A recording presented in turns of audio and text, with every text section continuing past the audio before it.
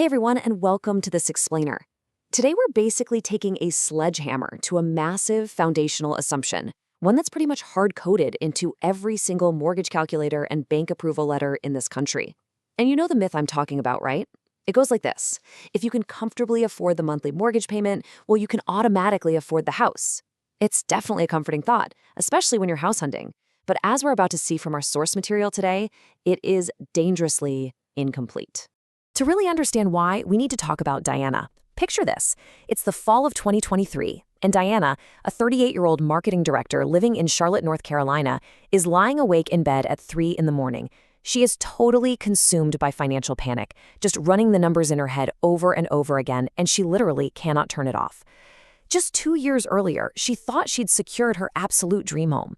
But the math is refusing to cooperate. And her situation perfectly hits the nail on the head regarding the core thesis of our explainer today. The mortgage is not the cost of the house. It's just the entry fee.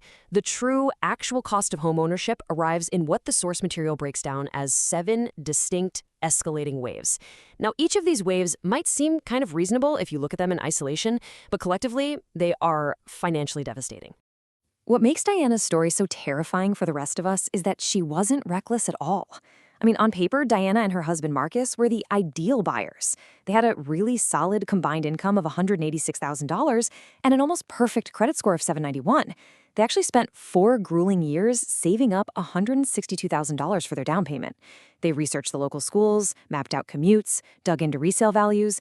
They were the exact opposite of naive. They were basically the real estate industry's dream clients. And all that careful planning led them to this: the dream home. An $812,000, 4,200 square foot massive property. We're talking 4 bedrooms, 3.5 baths, and that formal dining room Diana had been dreaming about since she was 22. The monthly mortgage came out to $3,940. Every online calculator, her realtor, her bank, literally everyone assured them that at their income level, a payment just under $4,000 was easily manageable. The 7 hidden waves and how the true costs compound. Okay, let's dive right in and see exactly how these hidden expenses arrived to completely blindside them, starting literally the minute they started unpacking boxes. Wave 1 hits almost immediately with the utility bills. Let's call this the square footage tax.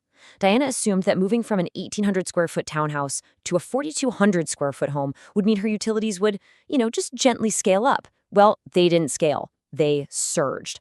Larger homes have way more exterior walls, tons of windows, and multiple independent climate zones. Suddenly, she's shelling out $380 a month in electricity and another $190 just in gas. That's a massive leap from $2,400 a year to nearly $7,000 annually, literally just to keep the house at a livable temperature. And Wave 1 doesn't even stop there. We have to talk about the insurance. Diana budgeted $1,200 based on what she paid at her old townhouse, but industry data tells a totally different story. Insurance on homes over $750,000 generally runs 3 to 4 times higher, thanks to custom finishes and just far greater liability exposure. Her actual bill came in at $4,200. That is a $3,000 miss, and that's every single year. Which seamlessly brings us to Wave 2, maintenance. You've probably heard of the 1% rule, right? It says you should budget roughly 1% of your home's total value every single year just to preserve it. Keep in mind, this isn't to renovate it or make it look nicer. This is just to stop it from falling apart. So on an $812,000 home, you need to realistically expect over $8,000 a year just in basic upkeep. Now, because the house felt so new to her, Diana mistakenly budgeted $0 for maintenance. But reality hit really hard. In her very first year, the HVAC compressor totally failed. That's $4,200 gone before summer even started.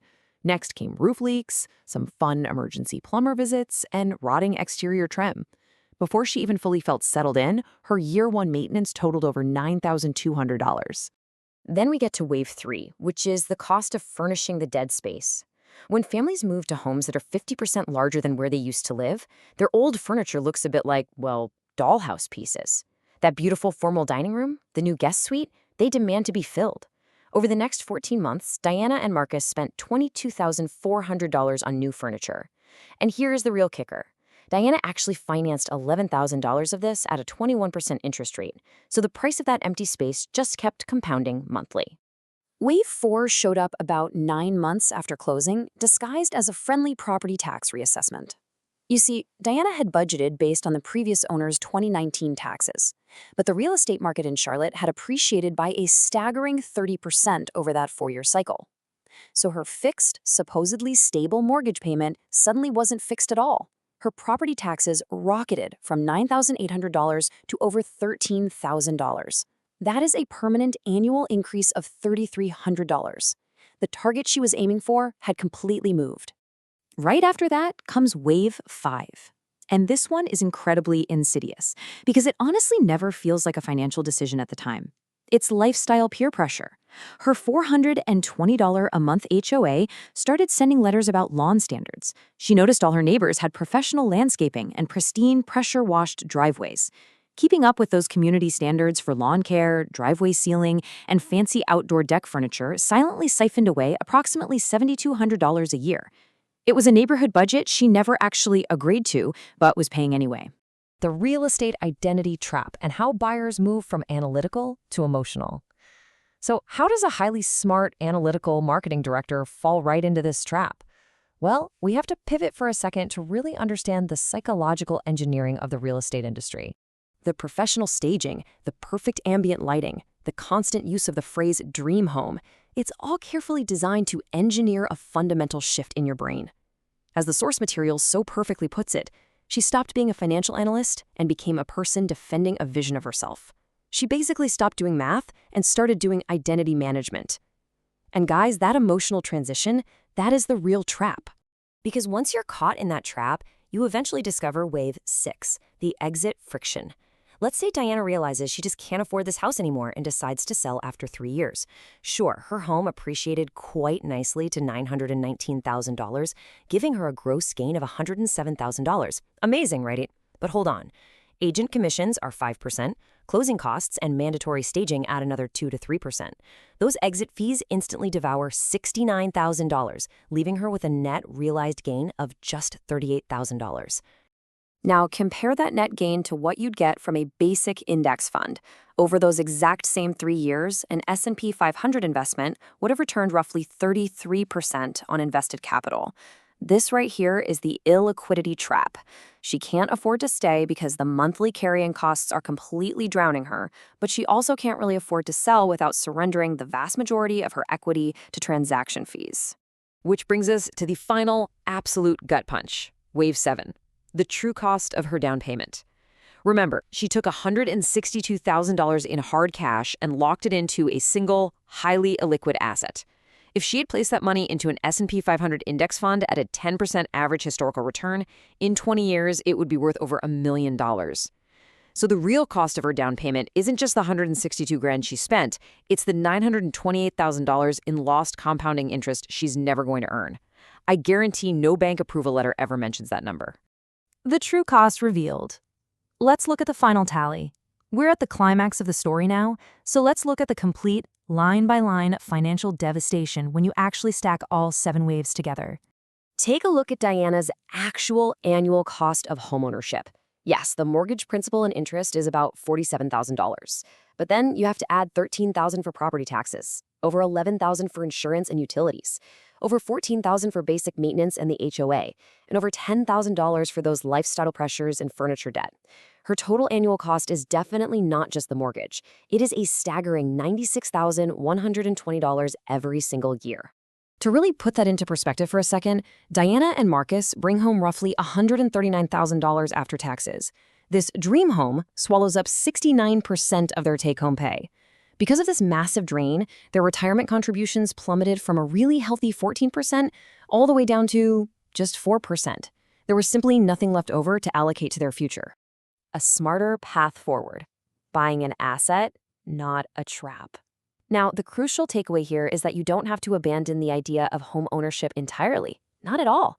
But you absolutely must approach it with rigorous financial clarity rather than just emotional aspiration. To help with this, the Source Creator provides a really strict yet optimistic framework to empower you to buy an actual asset instead of a trap. Step 1, your total housing costs, and that means your mortgage, taxes, insurance, utilities, maintenance, and HOA, must not exceed 28% of your gross income. Step 2, your down payment shouldn't drain your entire net worth. It must not exceed 30% of your total liquid assets, which leaves room for your capital to continue compounding elsewhere. And step 3, always evaluate a home against a complete 5, 10, and 20-year cost model that accounts for everything from exit friction all the way down to your neighborhood lifestyle burn rate. I'm going to leave you with this final, somewhat provocative thought. The most dangerous number in real estate isn't the purchase price, and it isn't even the interest rate. It's this. What is the true cost of the story you are telling yourself about what your house actually means? Remember to separate your identity from the asset, do the complete math, and whatever you do, don't let the dream become your financial nightmare. Thanks so much for joining me on this explainer, and I will catch you on the next one.